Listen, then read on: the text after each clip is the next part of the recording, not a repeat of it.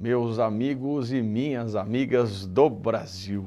Tudo bem com vocês, professor Pedro Lenza, para mais um bate-papo, para mais uma conversa nessa proposta de vídeos, de conteúdo complementar ao longo da leitura do nosso esquematizado. Como é que está a leitura? Vocês estão gostando? Está indo tudo bem? Eu tenho insistido, estamos juntos, estou à disposição aí para o que vocês precisarem. Eu vou para a tela, vamos para a tela, produção? Vamos ver o tema de hoje, do vídeo de hoje. Eu quero falar um pouquinho sobre a ADO 24 e a ADO 25 e novas perspectivas. Bom, o tema que você está lendo, essa parte do livro, é o tema do controle das omissões normativas. Vamos fazer uma rápida lembrança. Quando tratamos do histórico, nós vimos que em 88 surgiu um instrumento, na verdade, dois instrumentos para combater o que chamamos de síndrome de inefetividade das normas constitucionais. Esses instrumentos que surgiram em 88 são o mandado de injunção e a ADO, a ação direta de inconstitucionalidade por omissão. Normalmente, já falamos disso num vídeo lá no capítulo 5 sobre eficácia e aplicabilidade, sobre o artigo 5º parágrafo 1º, lá no capítulo 5 do livro, nós chamamos a atenção de que o mandado de injunção tinha um papel de concretização. E a ADO, infelizmente, por conta de uma leitura do próprio artigo da Constituição, o Supremo tinha dado um papel de mera ciência em razão da decisão judicial. Naquele momento, lá no vídeo que gravamos para o capítulo 5, nós já fizemos menção a uma nova perspectiva da ADO e dissemos que iríamos aprofundar no capítulo 6. Esse é o momento, meus amigos. Basicamente, vamos colocar o efeito normal das ações e aí eu lanço a perspectiva de duas ADOs, a 24 e a 25. É muito importante. Então vamos para a tela de novo. Como eu gosto dessa tartaruga. Professor, ela me dá tranquilidade, eu olho para ela, né? Falar até com o Marcelo da produção aqui, o meu companheiro das gravações. O Marcelo é o cara, hein? O cara da produção aqui, manda bem, viu? Ele tá mandando bem. Então, parabenizar meu amigo Marcelo aí. Mas ele, olha, põe de novo. Olha, Marcelo, olha como a gente olha e fica tranquilo. Ele não passa uma tranquilidade, não é isso? Então, meus amigos, se você está estudando agora, está cansado, olha para a tartaruga. Ela passa essa sensação. Eu só de olhar para ela, dá vontade de dar um beijo nela. Deixa eu ver, olha, põe na tela de novo, olha que coisa, né? Dá vontade de dar um beijo nela, gente? Não, professor, não dá vontade. Mas tudo bem, vamos seguir aqui, ó. Olha, eu falei que por que a tartaruga está simbolizando? Demora na veiculação de uma norma para regulamentar um artigo da Constituição de eficácia limitada. Esta é a noção da tartaruga. Vejam, a norma de eficácia limitada, ela depende de normatização. A inexistência de norma, eu não estou falando de lei, não necessariamente a omissão é do poder legislativo. Você leu isso no livro. É uma omissão de caráter normativo, que pode ser até do próprio executivo, ou do poder judiciário omisso, ou do legislador, ou de um órgão administrativo. Então, é uma omissão de caráter normativo, não necessariamente a lei do poder legislativo. Isso tem que ficar claro. Então, veja, diante desta omissão, se caracteriza uma doença que eu denominei de síndrome de inefetividade das normas constitucionais. Para combater a doença, 2 remédios, mandado de injunção e ADO. Para que tipo de omissão? Omissão total ou parcial. Veja na tela aqui, ó. A omissão pode ser de dois tipos, a total e a parcial. Volta comigo aqui, né? Então veja, a omissão total é quando há uma inércia na regulamentação de modo absoluto. Por exemplo, o direito de greve do servidor público. Por que isso? Porque até hoje não tem lei regulamentando. Omissão parcial é quando existe uma regulamentação, mas a regulamentação se dá de modo parcial, não total. Ela deixa de regulamentar alguns aspectos. Demos o exemplo do salário mínimo. Veja, para corrigir isso, olha os dois remédios na tela. Estão vendo? Olha lá, a ADO, você já tem tudo organizado. Esse material aí, você tem como um complemento para a leitura. Veja que interessante. A ADO 103, parágrafo 2º, regulamentada pela Lei 12.063, e o mandado de injunção aprofundado no capítulo 14, regulamentado pela Lei 13.300 de 2016. Você deve estar pensando, professor, o mandado de injunção levou tantos anos para ser regulamentado? Meus amigos, isso é verdade, é uma curiosidade que você acaba de constatar. O texto que introduziu o MI é de 88, a Constituição Cidadã de 88. Mas o mandado de injunção só veio a ser regulamentado, olha quanto tempo depois, em 2016. 2016, quantos anos? 28, é isso aí? Produção, me ajuda aí. Não sei fazer conta. Fica 28 anos, vocês me ajudem, vocês são bons de matemática. Olha uma coisa impressionante, quase 30 anos de demora para regulamentar o mandado de injunção, que tinha um papel de suprir a omissão. Ele mesmo não foi regulamentar. Uma coisa impressionante que acontecia, né, nessa situação. Mas vejam lá, colocado isso, eu vou reler com vocês. Você já viu na parte teórica, nós já falamos em outros vídeos, mas vou reler com vocês o artigo 102, parágrafo 2º da Constituição, que trata dos efeitos da ADO. Eu vou para a lousa, a produção vem comigo para a lousa, e diz o 102, parágrafo 2º, que declarada a inconstitucionalidade por omissão de medida para tornar efetiva norma constitucional, será dada ciência ao poder competente para a adoção das providências necessárias, e em se tratando de órgão administrativo, para fazê-lo em 30 dias. Meus amigos, vocês estão lendo aí, ó, eu queria chamar a atenção de vocês para esse aspecto, para a leitura do dispositivo. Em se tratando de poder, será dada mera ciência.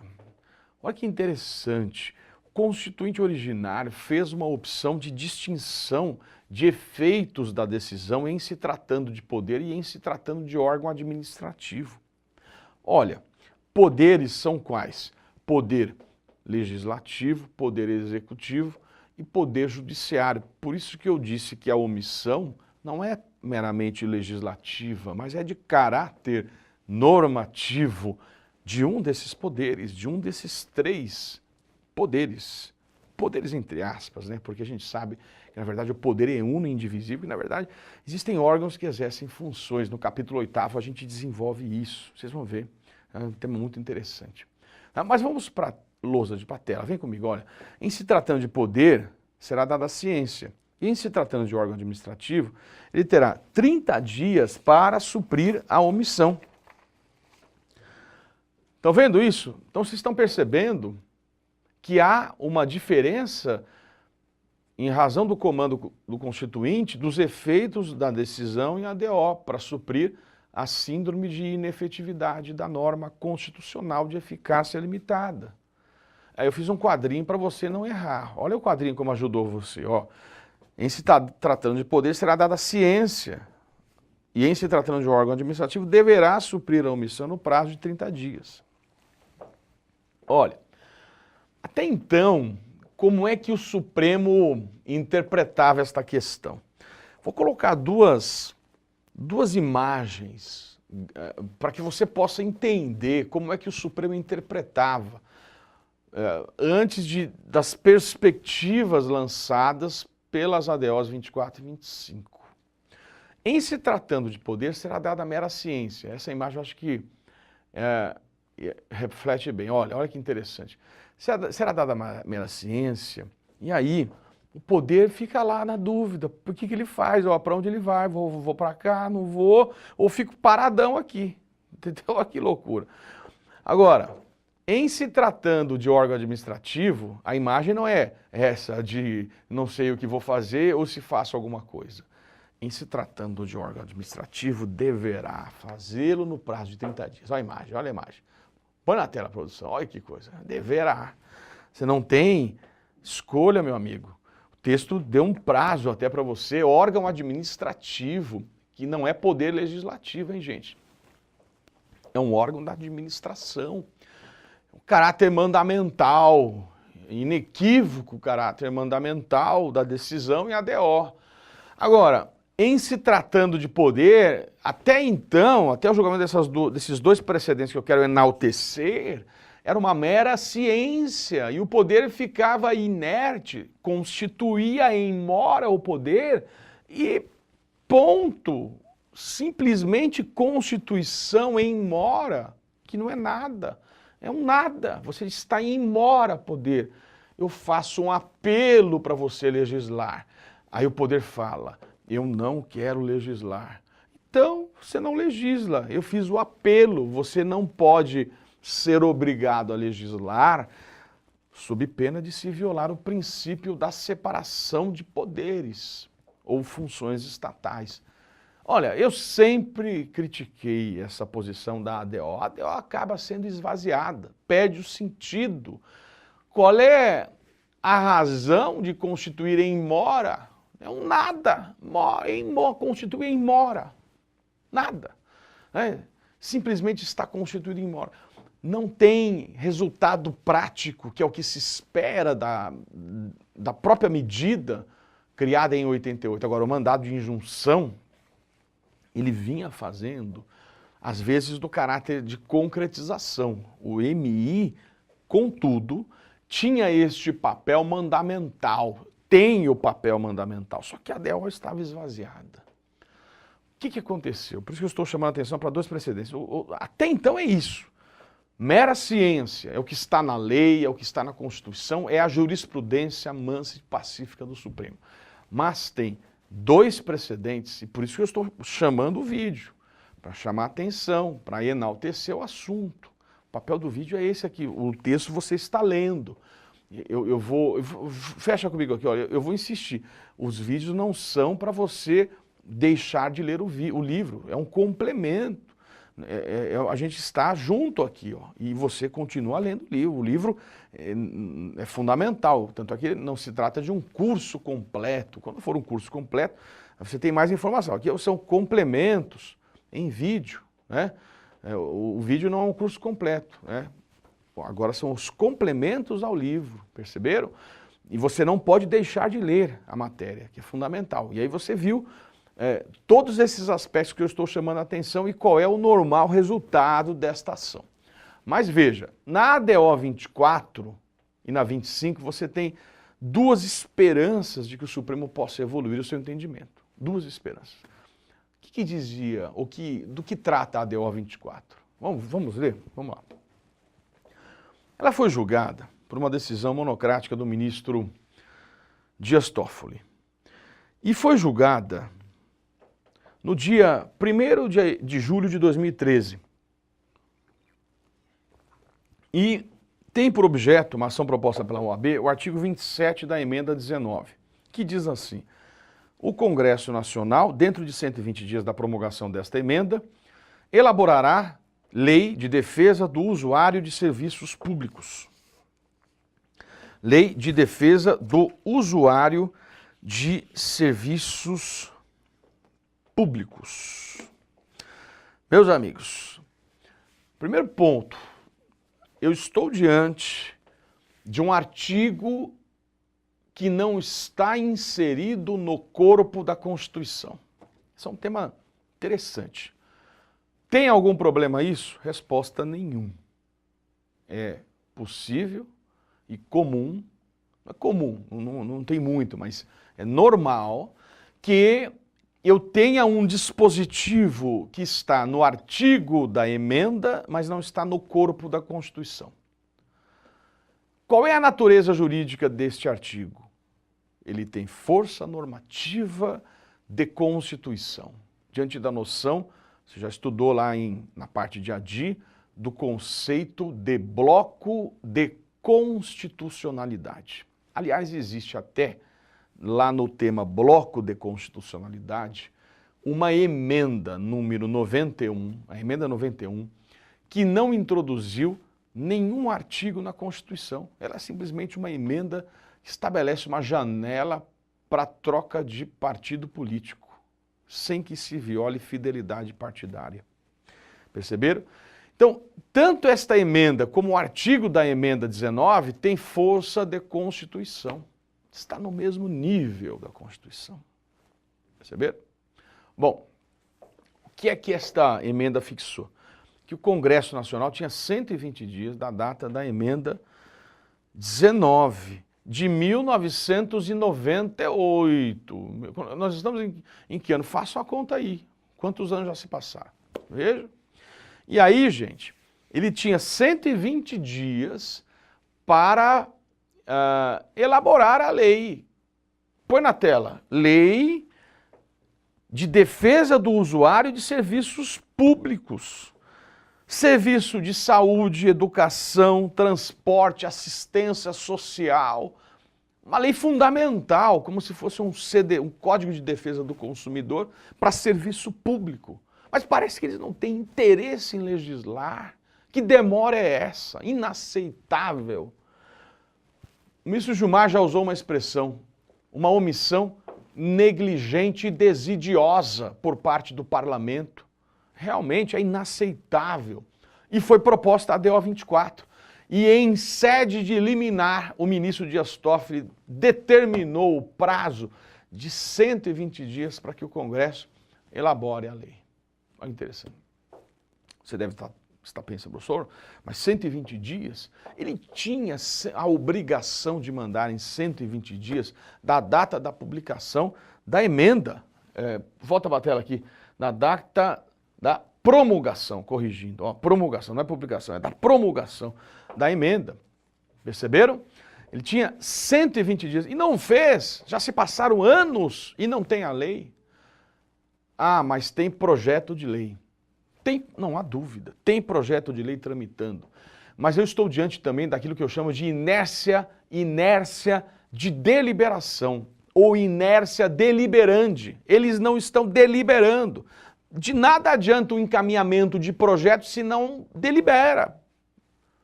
Discute e vota. Aliás, isso é importante. O cabimento da ADO, ele não é inibido se há o encaminhamento do projeto de lei. O encaminhar projeto de lei também não é nada, porque tem projeto de lei engavetado há anos. Há, neste caso, interesse de agir na ação, porque há inércia deliberante, não se delibera o projeto. Vocês estão percebendo? Por isso que continua a ação da ADO 24. E ele fixou um prazo, só que esse prazo não foi, 2013, esse prazo não foi cumprido até hoje, os 120 dias, um prazo mandamental, e ninguém fez nada. Você não vê movimento em relação a isso, né? Mas poderia, porque a decisão em sede de liminar de Dias Toffoli tem caráter mandamental e está havendo um inaceitável descumprimento de ordem judicial pelo parlamento, que não está cumprindo de novo. Agora, não está cumprindo nem a ordem da emenda, muito menos ainda, e para piorar, a decisão judicial do ministro Dias Toffoli. Então, o que eu estou enaltecendo nesse momento da ADO 24 não é ainda o resultado prático dela, mas em 2013, um precedente extraordinário que foi este voto do ministro Dias Toffoli, que eu estou enaltecendo e parabenizando Sua Excelência. Tudo bem? Bom, o que aconteceu depois? E aí você tem um avanço plenário, e não em sede de liminar, simplesmente. Julgamento da ADO 25. O que é que a ADO 25 tratava? Vamos para a tela? Veja comigo. É o seguinte, a emenda 42 de 2003, que estabeleceu a reforma tributária, ela veio trazer um inequívoco estímulo da atividade econômica. Veja comigo aqui, ó. Nos termos do encaminhamento da PEC, que foi aprovada como emenda 42, se estabeleceu que a reforma tributária objetivava, mantendo as arrecadações nas 3 esferas de governo e fortalecendo a federação, estimular a atividade econômica e a competitividade. Competitividade, é palavra difícil, do país. Através da racionalização e simplificação dos tributos. O que é que esta emenda fez? Ela constitucionalizou a desoneração do ICMS que já havia sido introduzida pela chamada Lei Candir. Isso está tudo no material, no livro, no nosso esquematizado. E eu organizei na tela, vem comigo. Desoneração do ICMS, criou uma hipótese de imunidade constitucional, não é isenção porque veio por emenda, imunidade. Isso levou certamente à perda de arrecadação por parte dos estados. Tinha uma preocupação, esta emenda, de estimular a economia, então desonerou. Criou imunidade em relação à cobrança do ICMS, só que isso levou a uma perda de arrecadação. Isso está lá no artigo 91 do ADCT. Quem quiser aprofundar, leia o artigo 91 do ADCT. E ali se diz que uma lei de caráter nacional, portanto do Congresso Nacional, irá criar mecanismos de compensação tributária, ou seja, mecanismos para recompor esta perda, porque tivemos estados que perderam muito dinheiro com isso. Então é uma maneira de tirar dinheiro da União para repassar para os estados. A própria emenda, lá, a emenda 42, que introduziu o artigo 91, nos parágrafos do 91, parágrafo 3º, já tem elementos de compensação, mas é muito tímido. O que se espera é esta lei nacional, e esta lei não veio até hoje. Põe na tela. A emenda de 2003, a lei não veio até hoje. E o que se julgou? O Supremo fixou, veja ali, está em vermelho, laranja, não sei como é que cor, eu não sei mais nem cor, hein, gente, que coisa, hein? Fixou um prazo de 12 meses para que o Congresso Nacional legisle.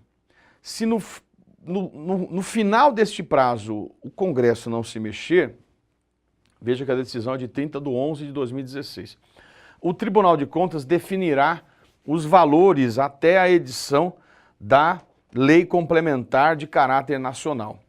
Perceberam que interessante? Então, meus amigos, nós estamos diante aqui de uma verdadeira posição concretista intermediária. Posição concretista intermediária é aquela que dá uma chance para que o parlamento supra a omissão, o órgão omisso, e fim do prazo, se não elaborada a norma, o judiciário concretiza. Aqui ele já definiu que quem vai concretizar é o Tribunal de Contas da União. E lá no livro, você está lendo essa parte, eu explico por que é o TCU. Está tudo escrito aí no nosso esquematizado.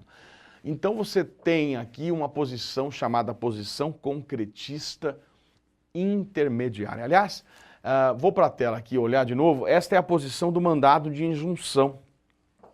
Aquela lei 13.300 de 2016 fixou esta noção, esta regra da posição concretista intermediária. Significa o quê? Dá um prazo, se não suprir, o judiciário, se não vier a norma, o judiciário supre a omissão. É bastante interessante porque dá uma chance ao órgão omisso, por mais que demoras sejam desarrazoadas como essa, mas ele resolve se manifestar. Eu quero ler, também colocamos lá no livro, no nosso esquematizado, uma expressão bastante interessante da ministra Carmen Lúcia ao julgar esta questão da ADO 25, porque foi um julgamento plenário. Disse ela, abre aspas, está lá no livro também, a fixação de um prazo para que o parlamento supra a omissão é um passo adiante na natureza recomendatória que se tinha no julgamento das ADOs. Olha que interessante, vou reler. A fixação de um prazo para que o parlamento supra a omissão é um passo adiante na natureza recomendatória que se tinha no julgamento das ADOs. Porque justamente a gente colocou isso. Havia uma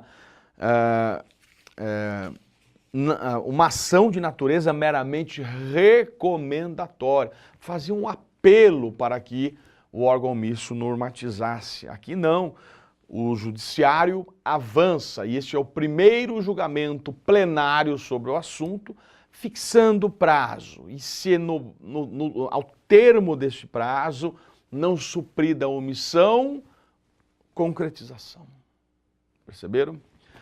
Meus amigos, acho que esse foi o assunto, né, o destaque que eu tinha que fazer para vocês.